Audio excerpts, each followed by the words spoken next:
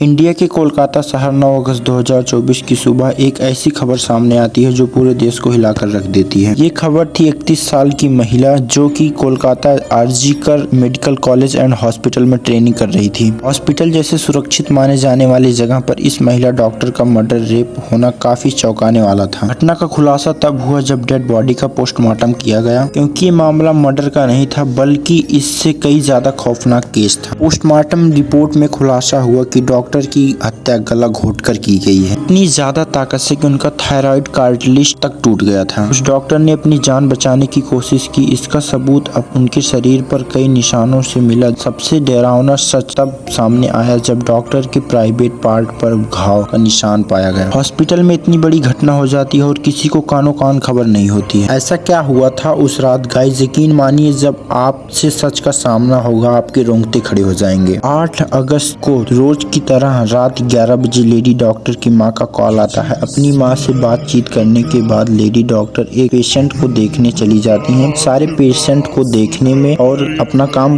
खत्म करने में रात के 2 बज जाते हैं, जिसके बाद वो अपने कलीग्स के साथ खाना खाती हैं और थोड़ा बातचीत करती हैं और तब तक रात के 3 बज जाते हैं। और उस टाइम वो लेडी डॉक्टर थोड़ा थकान फील कर रही होती हैं और 4th फ्लोर के सेमिनार हॉल में रेस्ट करने लगती हैं और लेडी डॉक्टर को रेस्ट करते 7:30 बज जाते हैं और तब भी सेमिनार हॉल से बाहर नहीं आती, क्योंकि वो कभी 30 मिनट से ज्यादा ब्रेक नहीं लेती। हॉस्पिटल का एक वर्कर जो सुबह की शिफ्ट स्टार्ट होने से पहले सारे रूम को चेक कर रहा होता है। जैसे ही वो सेमिनार हॉल के बाहर आकर उसका गेट खोलता है, उसकी आंखों के सामने एक भयानक नजारा होता है। इसे देखकर बहुत जोर से चीख उठता है। उसके चीख सुनकर आसपास के लोग इकट्ठा हो जाते हैं और देखते हैं सेमिनार हॉल के अंदर लेडी डॉक्टर की बॉडी बिना कपड़ों की पड़ी है और उसकी बॉडी पर ब्लड के निशान भी है। उसे इमरजेंसी रूम में ले जाया जाता है, लेकिन कुछ टाइम बाद वो अपना दम तोड़ देती है। पोस्टमार्टम रिपोर्ट में जो सामने आता है उससे पता चलता है डॉक्टर के साथ जबरदस्ती गलत हरकत की गई। जब उस इंसान से अपने आप को बचाने लगी तो उसने उसका गला घोट दिया, उसे बुरी तरीके से मारा और रेप किया। उसके बाद ये केस पुलिस को हैंड ओवर कर दिया जाता है। तो पुलिस ने वहाँ पर छानबीन किया जहाँ ये सब हुआ था। वहाँ पर ब्लूटूथ और निकबैंड मिलते हैं। ये केस और भी जल्दी सॉल्व हो जाता अगर वहाँ पर कोई सीसीटीवी कैमरा होता। जिस रास्ते से इस फ्लोर पर एंटर किया जाता वहाँ पर सीसीटीवी कैमरा था। पुलिस ने 3 बजे से 8 बजे का सारा रिकॉर्डिंग चेक किया। पता चला 6 लोग इस फ्लोर पर आए गए थे। पुलिस उन 6 लोगों को पूछताछ के लिए बुलाती है और पुलिस वालों ने उनके फोन का ब्लूटूथ ऑन करके चेक किया। फाइनली वो ब्लूटूथ उन 6 लोगों में से एक आदमी के फोन से कनेक्ट हो जाता है जिसका नाम संजय रॉय था। वो सिविल वॉलंटियर था। पुलिस वालों को अपना पहला कातिल मिल चुका था और वो अपना गुनाह कबूल कर लेता है कि उसने ही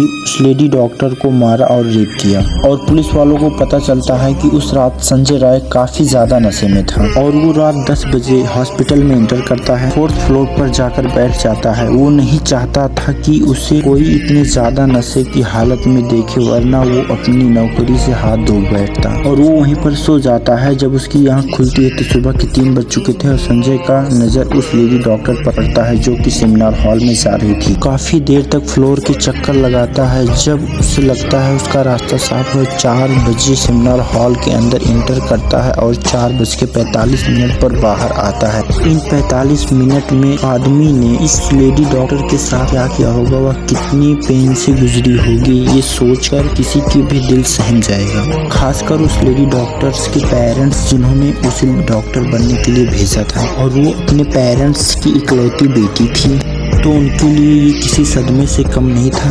एंड गाइस, ये केस अभी भी क्लोज नहीं हुआ है। 23 अगस्त तक संजय रॉय को कस्टडी में रखा जाएगा। इस कातिल के साथ क्या होना चाहिए आप लोग कमेंट में जरूर बताना।